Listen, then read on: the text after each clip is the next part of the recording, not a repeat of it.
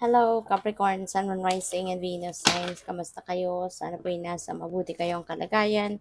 Welcome back po sa Star Tarot. At kung bago kayo rito, welcome din po kayo. Please subscribe, like, share my videos, and leave me a comment kung naka-resonate po kayo. Thank you. So, Capricorn, first card, we have leaving. Merong aalis. Maaari na yung leaving na to. Could be relocation. Pupuwedeng iba sa inyo maglilipat ng bahay, maglilipat ng opisina, 'di ba, magta-transfer ng company na pinagtatrabahuan. Pupuwede rin na,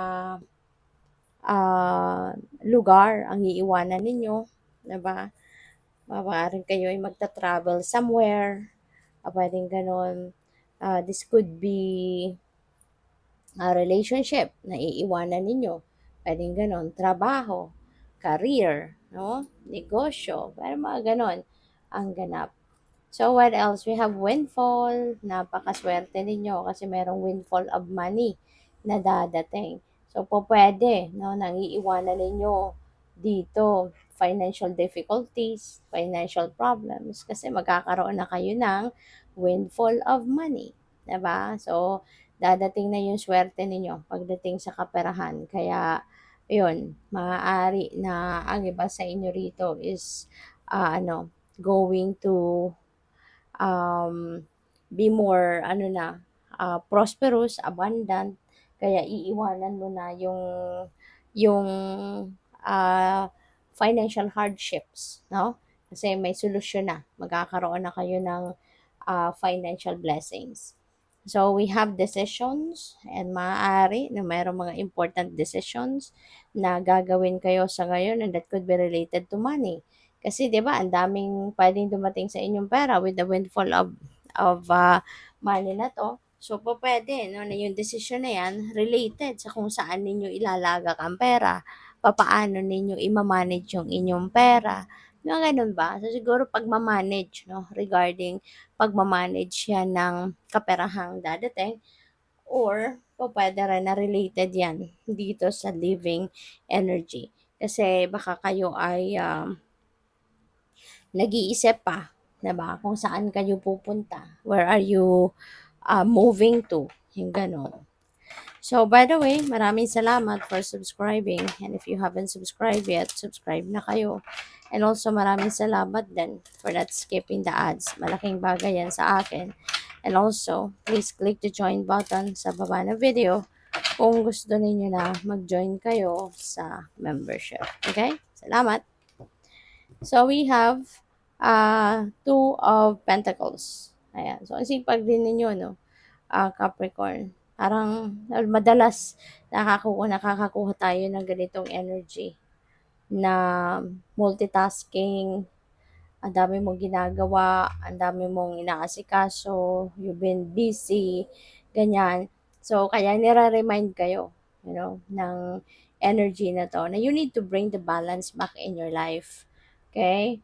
Para mabigyan ninyo ng oras ang lahat ng areas of life. Kasi kapag may imbalance, 'di ba? Kapag meron kang mga nakakalimutan, meron kang nani-neglect, no, na mga areas sa buhay mo, diyan nag-uugat kumbaga yung problema, 'di ba? Kaya nagsisimula magkaroon ng imbalance. Kaya mabuti na bigyan ninyo ng oras ang lahat, 'di ba? Siguro kailangan ninyo ng time management, kailangan ninyo na i i-figure out kung ano yung mga priorities ninyo, ano yung dapat na nasa number 1, number 2, number 3, and so on na mga priorities. No? Para alam ninyo kung gaano kadami yung oras na ibibigay ninyo sa bawat priority ninyo para lahat pa rin maaasikaso ninyo. Okay? So, what else? We have the Empress. Tapos, nasa taas niya si Windfall. So, talagang magiging, ka ngayon, prosperous and abundant. Kasi si Empress, prosperity and abundance energy ito. So, definitely magkakaroon, no? Ang karamihan sa inyo, magkakaroon talaga ng swerte ngayon sa pera. Meron dadating na pera, meron dadating na o pwedeng financial opportunity na siyang magpapayaman sa'yo. siyang magpapa-asenso sa'yo, na siyang magdadala sa iyo sa financial success, no? Um, Financial gain, no? Merong paparating na financial gain, pupuwede kasi na merong pupuwedeng meron dadating na ano dito, na pupuwedeng bonus, 'di ba? Pupuwedeng cold cash ang dadating. Kaya maraming maraming pagbabago, no, ang magaganap dito lalo-lalo na sa area of money, career, and your finances, 'no? Magiging maluwag na ngayon ang inyong pamumuhay, ang iyong pakiramdam. Kasi 'di ba, pagdating sa pera, matutugunan mo na ngayon kung ano man ang iyong mga pangangailangan. So, we have Queen of Cups. Ayan. So, sa ngayon, you're going to be more intuitive, more sensitive, you know. Magkakaroon kayo ng parang mas malakas ang inyong radar sa ngayon. Malakas ang inyong pick up, kumbaga, sa mga intuitive messages, nudges, no, na natatanggap ninyo from the divine. Kaya, good for you, Capricorn. At maririnig mo na, no, or mabilis mong maririnig yung mga mensahe sa'yo ng universe, ang guidance niya sa'yo. No? Kaya you just need to pay attention, no, to that. Kung ano man ang mga mensahe na pinapadala sa'yo ng universe. Lagi mong papakinggan yung gut feel ninyo. Always trust your gut feel. Kasi mararamdaman mo yung merong merong kakaibang pakiramdam, when your intuition is sending you a signal, makakaramdam ka ng kakaiba, sa sa gut. Kaya pakinggan mo 'yon, no? Pakinggan mo 'yon kasi signal 'yon na something is off, 'di ba? Whether sa sitwasyon na kinabibilangan mo or sa tao na kausap mo, ang gano'n. So, what else? We have Page of Swords. Ayan, daming information, na pupuwedeng dadating. Daming balita, mga detalye or bagong impormasyon na dadating sa'yo, na mababalitaan mo.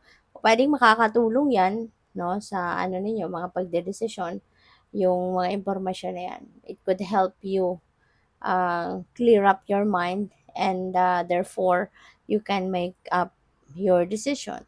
So, yun, it could be coming from various sources. Pupuwedeng dahil sa pagtatanong-tanong mo nakakuha ka ng impormasyon, or pupuwedeng merong unsolicited advice, 'di ba?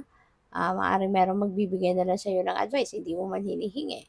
Or pupuwede rin ang iba sa inyo talagang lalapit kayo sa isang tao na hihingian mo ng advice. Could be like professional advice 'yan, opinion, ganyan, 'no. So, regardless kung anong klase impormasyon na 'yan, it feels like it's going to help you a lot, 'no, na makapagdesisyon ka ng tama.